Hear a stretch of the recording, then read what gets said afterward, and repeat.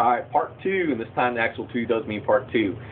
So, God's name, Yahweh, I am. I mean, listen, understand that, guys. The total embodiment of existence, I am. In every context that you could ever do that, you are calling upon the Lord's name, God's name, Yahweh, Jehovah, whatever you want to say. I mean, you can be, you can be all critical about exactly how to pronounce his name. I'm sure he doesn't mind that bad, really. Oh, Jesus Christ, we talked about in the earlier video. Where did Christ come from? From the Greek Christos, which Christos is the Greek translation of the Hebrew Messiah, which is King of Kings. Okay, so God saves, and he is the King of Kings. He is the final and total authority.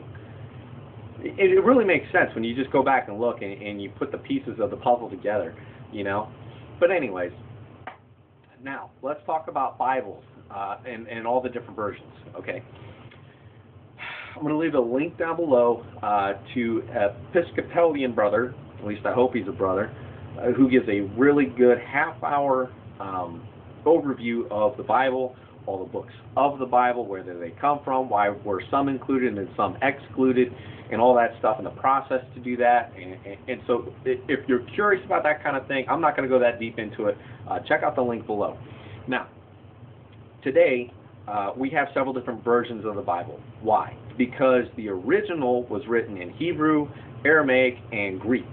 Okay, nobody spoke English back then. So we have to translate those languages to English so that we English-speaking people can understand what the thought process was. Understand what language is, okay? Language is just the means to convey thoughts. It's really that simple. You don't need to make it more complicated than that. But, you know, the idea here is to paint a picture for somebody if you have a vision. It's to spell something out if you want a set of instruction, or however you want to look at it. The idea is to convey thoughts. That's what language is good for. So, the Greek-speaking apostles, they had some stuff they needed to write out and letter off, and some books they had to write down and stuff like that. And for us to read that, we either need to learn Greek, and not just today's Greek, but ancient Greek, because, if you were to learn Greek today and go take a vacation in Greece, that doesn't mean you could read the original text. Okay, so we need to translate that original ancient Greek text to a form of English that we speak today to understand what's in that book, or what's in that collection of books, the Holy Bible. So, there's basically two different principles to translating the original text to English, and that is either word for word or thought for thought. So word for word is pretty cool because it pretty much takes directly what the Greek translated word would have been in the order that it appears.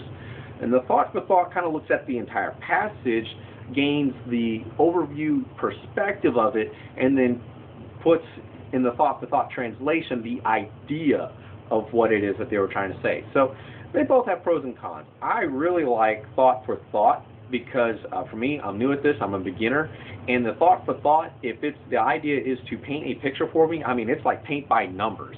Like, like there's no reason to get confused by the thought for thought translation. I mean, they spell it out exactly the way I would say it if I was trying to convey that thought. And so it's like paint by numbers. You want a maple tree with green leaves, and they give you the number for, what color is supposed to be the leaves and all that stuff. Now, word for word is good because it allows you to use, now listen to me carefully, it allows you to use your imagination for the concept. Now, I'm not saying that you can just use your imagination and make whatever word you want be whatever you want, but like where it would say, you brood of snakes instead of you brood of vipers, okay? So you can kind of, instead of having a specific idea of a viper, you can have a rattlesnake or whatever in the thought for thought. That's where you use your imagination, because you can use whatever snake you want in your imagination as opposed to a specific picture painted with brood of vipers. See what I'm getting at with that? That's the difference, word for word, thought for thought. I like thought for thought because, yeah, it leaves little to the imagination. So it gives me a very clear, precise picture of what the thought was, which is the whole point of language, is to convey thoughts. But word for word is also good because when you're told, okay, just paint a picture of a tree and you can make it whatever tree you want, pine tree, maple tree, then you can kind of like get it more personalized to yourself. Now again, be careful. I'm not trying to tell you can just make whatever word mean whatever you want. You have to keep it in context. But that's the idea. So when you go and look for a Bible, this is the year 2015. I would suggest the New Living Translation, which was a translation by a council of people that is thought for thought, and most recently revised in 2014, or you can take your pick from New International Version, New American Standard Bible, Word, English Bible, Web. I think that's what it stands for. I can't remember. Those are all pretty good too. Stay away from the King James Bible. And I'm going to make another video about this, so you can skip that one later. But I'm going to tell you why. It is a dead language translated from a dead language. It is Shakespearean English, which nobody speaks today, not even in Shakespearean's hometown of England, translated from the Latin translation from the original text. Okay, so understand how this happened. The original text, Hebrew, Aramaic, Greek, was translated into Latin, which nobody speaks now, and then translated into English back in 1611, which was Shakespearean English, which, again, nobody speaks now. So don't read the King James Bible and tell me that it makes more sense than any other version, because there's no way you understand a dead language you don't speak that is translated from a dead language that nobody speaks from the original text. It doesn't work that way, friend. Anyways, now some people are going to go off on a rant. Again, I'm going to make another video about this, about how the King James Version of the Bible is the only authorized version of the Bible. You know why it's called that? Because it's the only version King James authorized back in the day. Back in the day, there were several people competing for the contract to translate the original text to English, and King James only authorized one version to be circulated. There were several people trying to do it. He read the one that he liked, and voila, King James Version of the Bible, circa 1611.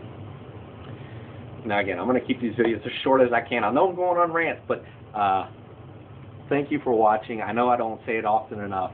I really do value your time. That's why I'm trying to make these videos at least somewhat interesting with my hand movements and stuff, because I don't talk like this normally. But anyways, thank you for watching. I know your time is very precious, and you've given me over 7 minutes of your time. I can't pay you back for it, but hopefully this will become meaningful, impact your life in a meaningful way, and give you purpose and all those things that people who read the Bible tell you is in there. And I'm telling you, it really is in there. Okay, you really can have a real relationship with God and Christ. So, thank you again for watching.